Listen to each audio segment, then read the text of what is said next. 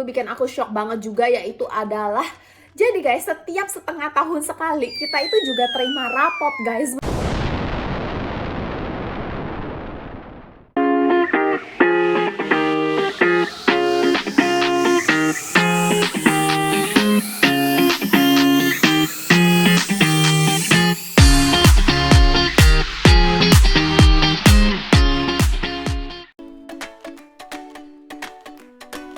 Hai guys, balik lagi di YouTube channel aku. Buat kalian yang baru di sini, jangan lupa ya di subscribe channel aku. Oke guys, hari ini aku bakalan ceritain pengalaman-pengalaman aku, gimana rasanya aku pada saat aku pertama kali join jadi pramugari Singapore Airlines gitu guys.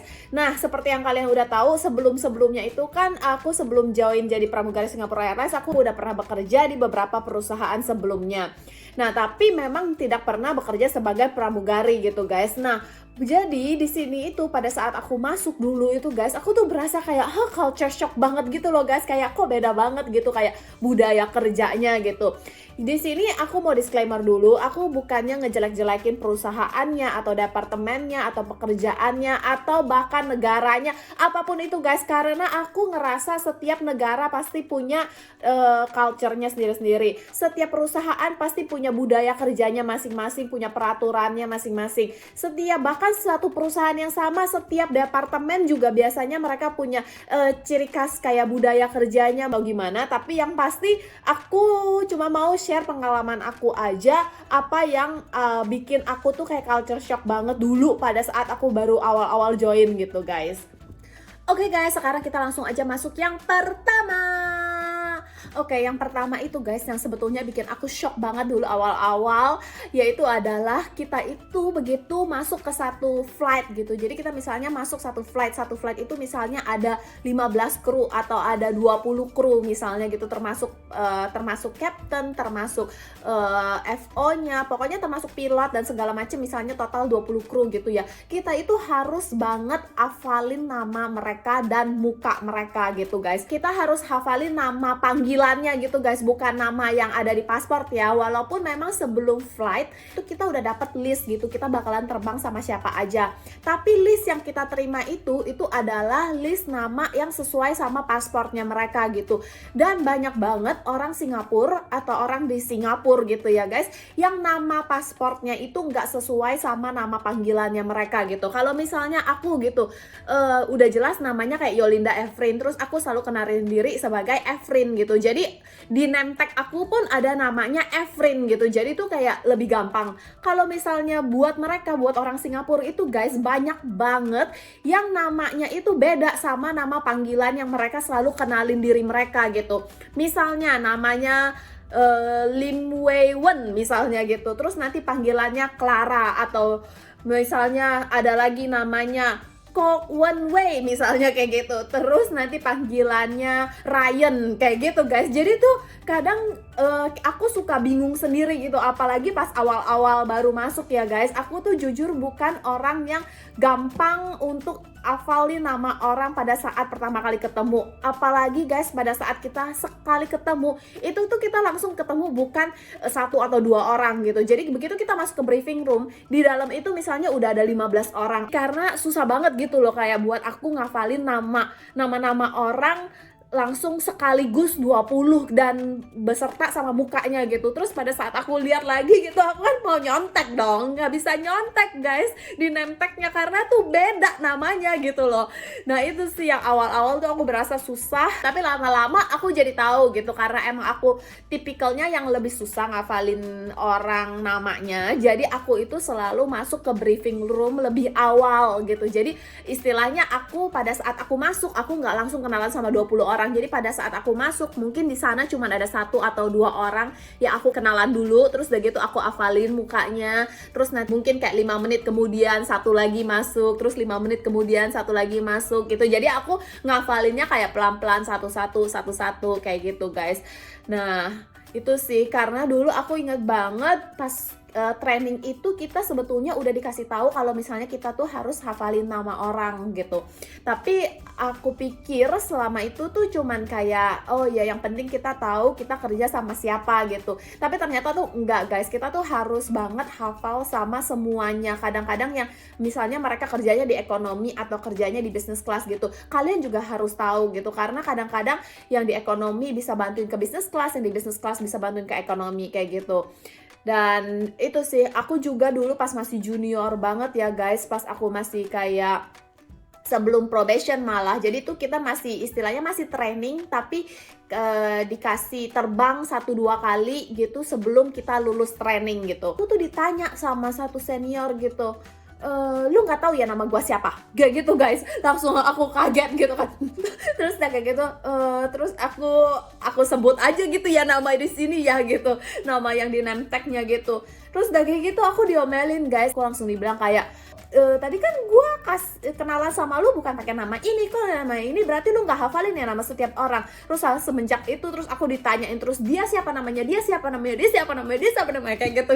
Gitu aku ngerti sih kenapa mereka kayak gitu guys, karena nanti pada saat kalian udah makin senior, pada saat kalian bisa training untuk business class, di business class itu guys kita itu harus hafalin nama-nama penumpang gitu. Jadi kita harus hafalin nama depan kayak surname-nya mereka, antara pokoknya marganya gitu ya, atau kayak misalnya Mr. Ko atau Mr. Ku atau Mr. Misalnya Gunawan atau Mr. Wijaya atau ya kayak gitu guys. Jadi kan kita panggilnya pakai nama surname-nya mereka. Nah jadi kita itu harus hafalin semua penumpang yang ada di business class, karena setiap kali kalian berkomunikasi sama mereka kalian harus panggil nama mereka. Oke guys, berikutnya yang nomor 2 yang bikin aku culture shock juga, yaitu adalah sebetulnya sih tentang senioritas gitu. Memang sebelumnya aku udah pernah kan bekerja di beberapa tempat gitu, dan ada juga yang namanya senioritas itu pasti ada, karena kalau enggak ya buat apa orang kejar promosi, naik pangkat gitu-gitu ya kan guys. Nah tapi kalau di perusahaan-perusahaan yang aku dulu bekerja itu tuh kebanyakan senioritasnya antar level gitu. Misalnya ada yang namanya level direksi, direktur gitu-gitu, terus manager, terus supervisor, terus udah gitu team leader, terus baru team member gitu-gitu kan, pasti kayak gitu-gitu kan guys. Nah biasanya itu kayak ya udah senioritasnya antara kayak ke atas ke bawah gitu, antar level gitu. Tapi kalau misalnya di SQ sendiri guys, itu yang aku ngerasain itu agak beda gitu loh. Jadi di sini senioritasnya itu bukan cuma ke antar level doang, tapi ke sesama level gitu. Misalnya nih kalau di SQ itu kan kita dibagi jadi 4 level ya guys kalau cabin crew. Jadi ada yang baju biru, baju hijau, baju merah, dan baju ungu. Yang biru itu yang paling bawah, yaitu adalah kayak steward atau stewardess. Yang hijau ini itu dia leading. Terus yang merah itu dia namanya chief. Kalau misalnya yang ungu itu namanya manager atau purser biasanya. Nah, di sini juga ada senioritas antar staff number gitu guys. Jadi misalnya staff numbernya siapa yang lebih kecil berarti dia yang masuk ke perusahaan duluan gitu, yang join company duluan gitu. Misalnya di level biru gitu ya guys. Di level biru ini ada 8 orang. Nah terus dari 8 orang ini tuh kita harus tahu siapa yang paling senior, terus siapa yang paling junior, dan kayak gitu-gitu loh guys. Contoh yang paling konkretnya aja ya guys. Biasanya itu kita kalau misalnya lagi check in di hotel gitu, kita udah sampai di satu destinasi, terus kita mau check in hotel.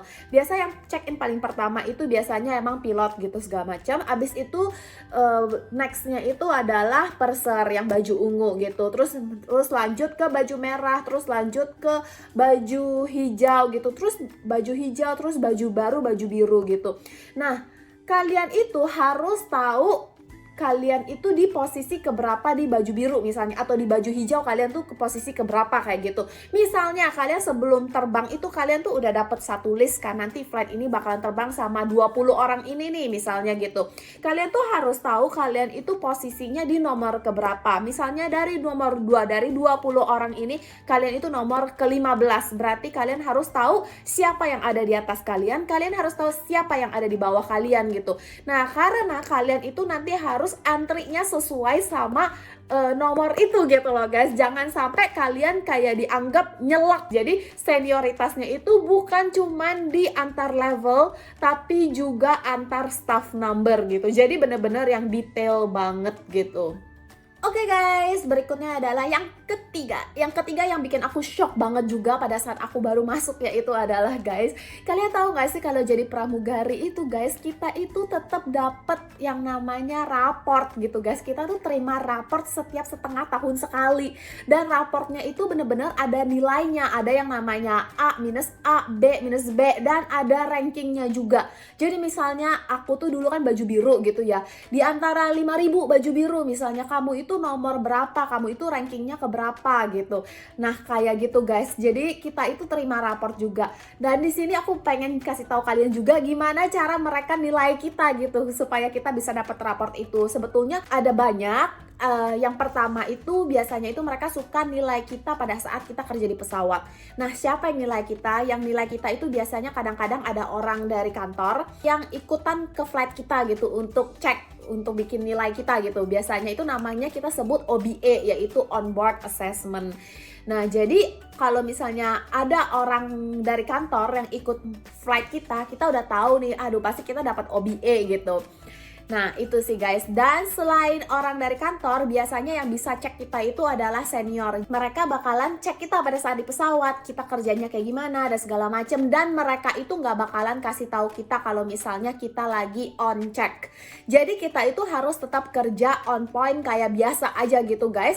Nanti pada saat akhir flight mereka itu bakalan kasih tahu kita kalau misalnya kita itu ternyata lagi dicek, atau misalnya kita itu dapat OBA gitu loh guys. Jadi itu sih mungkin salah satu caranya perusahaan untuk pastiin krunya itu kerjanya tuh tetap up to standard gitu. Jadi kayak nggak sembarangan, nggak ngada-ngada, nggak males-malesan juga kayak gitu guys.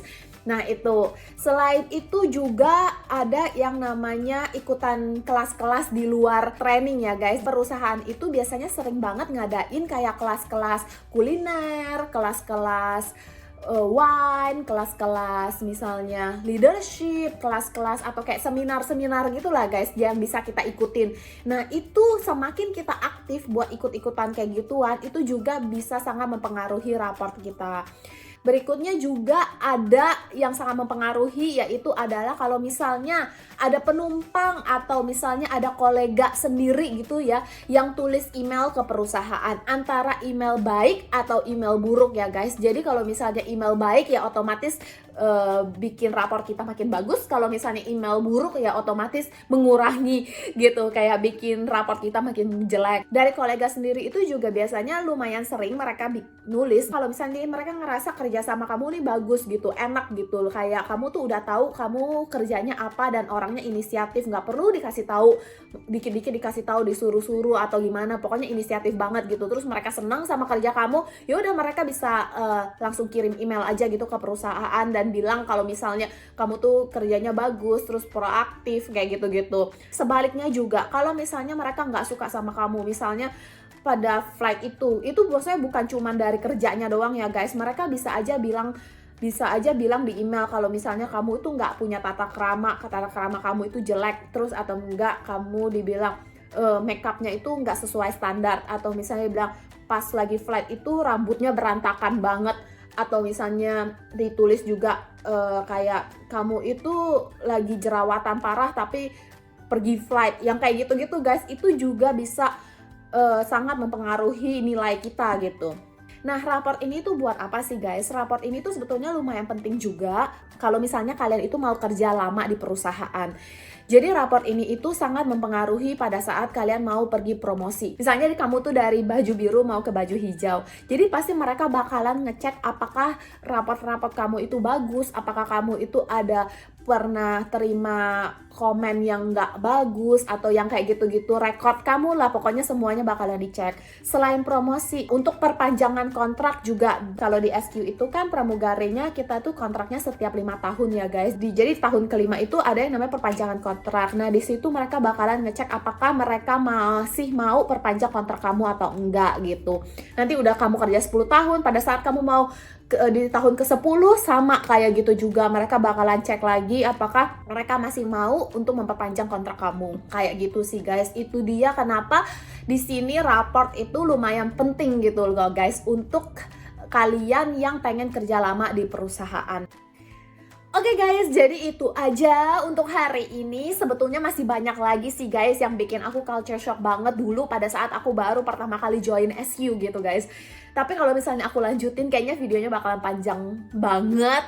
Jadinya ya gitu guys, kalau misalnya kalian suka sama topik ini, kalau misalnya kalian mau aku untuk lanjutin video ini, kalian bisa komen yang banyak. Kalau emang banyak dari kalian yang mau aku untuk lanjutin topik ini, aku bisa lanjutin. Tapi kalau misalnya emang nggak banyak, jadi ya udah sampai di sini aja. Oke, itu dia guys. Semoga video ini bisa membantu kalian untuk lebih ngerti lagi gimana culture-culture kerja di Singapore Airlines sebagai pramugari. Oke guys, jangan lupa di like, komen, dan subscribe channel aku. Bye-bye!